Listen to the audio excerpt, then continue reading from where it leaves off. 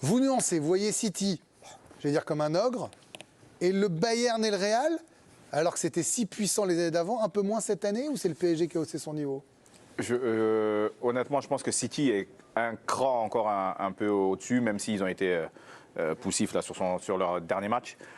Le Bayern a un peu plus de mal cette saison. On perd le titre pour la première fois en 10 ans.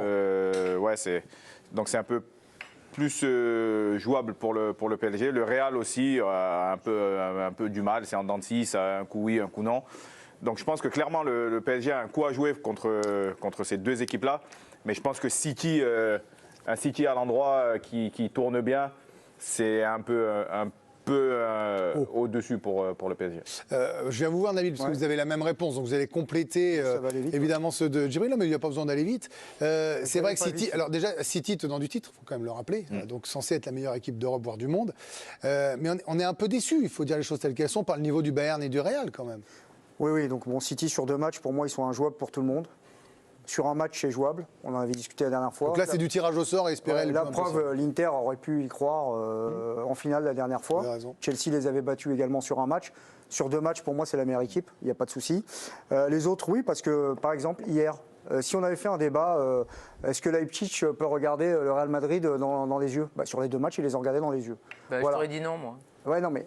Oui, tout le monde aurait dit non. Mais en vrai, c'était oui à l'arrivée. Après le match, je dis encore non. Ah bon? Alors on va y venir, C'est un autre débat. T'as louché, là. Ouais. C'est impossible. C'est Openda qui a louché, surtout, j'ai l'impression. Mais enfin, il y a eu match, en fait. Il y a quand même eu match. Il y a eu un match, mais c'est ça, on part dans le sens, il y a eu un match. Il n'y a pas eu une équipe qui a surclassé l'autre. Et puis, comme le Paris Saint-Germain contre la Real Sociedad, au début de la deuxième mi-temps du deuxième match, c'était terminé. C'est pas ce qu'on a vu. Le Bayern face à la Lazio. 1-0, ils ont gagné la Lazio au retour. Effectivement, ils ont fait le boulot de l'autre côté. Pas terrible la Lazio au retour. Ouais, mais bon, il y a eu le Bayern, on les a déjà vus plier largement les trucs. Donc pour moi, oui, c'est-à-dire que surtout le Real, parce que le Real, ça peut être intéressant si le Paris Saint-Germain tombe le Real. Vous imaginez le psychodrame Mbappé, on va parler que de ça. Ouais, là, vous nous en empêcherez pas. Puis il y a Enrique, il y a plein de trucs qui font que ça peut donner une nature un peu comme un derby, un peu, ça peut niveler les valeurs. Enrique, FC Barcelone face au Real. Puis ancien du Real aussi. Voilà, pas mal de blessures du côté du Real. Donc dans cette Ligue des Champions, mis à part City, j'ai pas l'impression qu'il y ait des équipes qui surclassent les autres. Voilà. Et puis alors, le Real, on y va maintenant. Il y a eu cette histoire d'arbitrage quand même hier, cette expulsion qui aurait dû être, moi, je pense, méritée pour Vinicius. Pareil. Cet arbitrage, une nouvelle fois, qui a fait polémique, qui a fait réagir toute l'Europe et qui a surtout indigné, puisque malgré ce très mauvais geste de Vinicius, qu'on va voir sur le défenseur hongrois Willi Orban, donc il le pousse dans un premier temps, et puis derrière, il le prend par le cou, il le pousse une deuxième fois. Il met ses mains sur son cou. Il le chahute un peu. Nabil, arrêtez, c'est pas James Harden. Arrêtez vos bêtises. C'est pas des gestes qu'on a quand même. J'ai déjà pris un rouge comme ça. Faire sur un terrain. Djibril, est-ce que vous confirmez? J'ai pris un rouge comme ça à Queen's Park Rangers. Je me suis relevé, énervé, j'ai mis la main un peu à la gorge et j'ai pris rouge direct. Et ben voilà. Et donc lui, il a pris qu'un jaune. Et ce qui passe mal, c'est que 10 minutes plus tard, il a ouvert le score. Vinicius, ça commence à faire beaucoup parce que déjà au match aller, Leipzig avait crié à l'injustice après un but refusé de Šeško pour un hors-jeu imaginaire complètement. Donc l'Allemagne, les joueurs sont en colère. Le joueur de Leipzig, Henriks, a poussé un coup de gueule après la rencontre. Je vais vous demander, que pensez-vous si cela s'était produit dans l'autre sens? L'un de nos joueurs aurait-il reçu un carton rouge? Je vais le dire ouvertement et honnêtement, si c'était l'inverse et qu'un de nos joueurs attaquait un joueur du Real Madrid, il serait expulsé à 100%. Ça, c'est pour la Ligue des Champions. Et aujourd'hui, on a appris, il y a quelques heures, communiqué officiel du club de Séville, que la fédération espagnole ouvrait une procédure à l'encontre du Real Madrid à la suite de la plainte déposée du FC Séville. Séville qui accuse le Real Madrid d'avoir fait pression sur l'arbitre de la rencontre qui opposait les deux clubs en février dernier.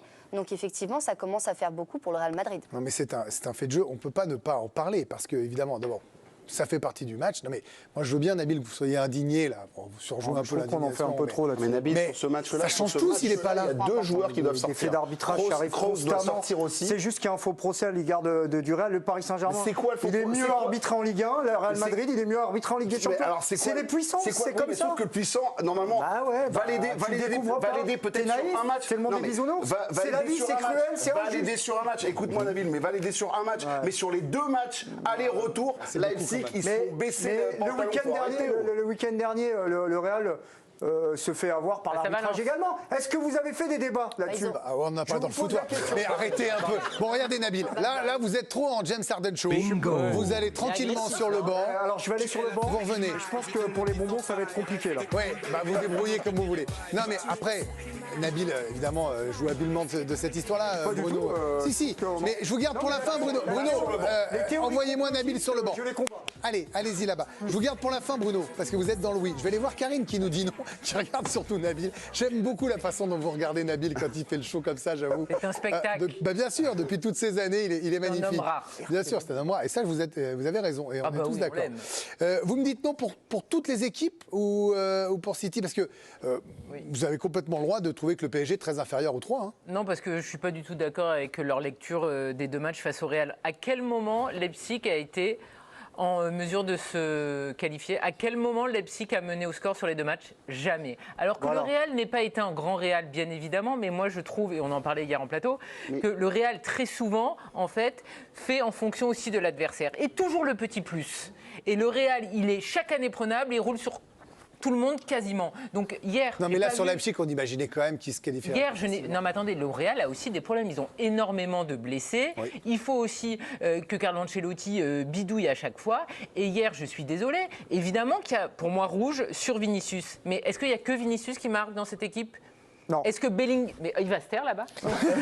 Est-ce que Bellingham est capable de marquer? Oui. Est-ce que tous les joueurs quasiment du Real sont capables de marquer? Oui. Oui, mais moi, ce qui m'intéresse, c'est si le PSG les joue, est-ce qu'ils seront meilleurs que Leipzig? Est-ce que la tête sur le montant, c'est la faute du Real? Non, mais ils ont des occasions. Donc ma question, Karine, est-ce que ce PSG-là, qui joue le Real, sera meilleur que Leipzig? Le Real peut souffrir, ils n'auront pas. Donc, est-ce que le PSG face au Real est en position délicate? Bien évidemment, sachant qu'en plus, le PSG, quand il affronte le Real, il a les chocottes qui remontent. Donc, pour moi...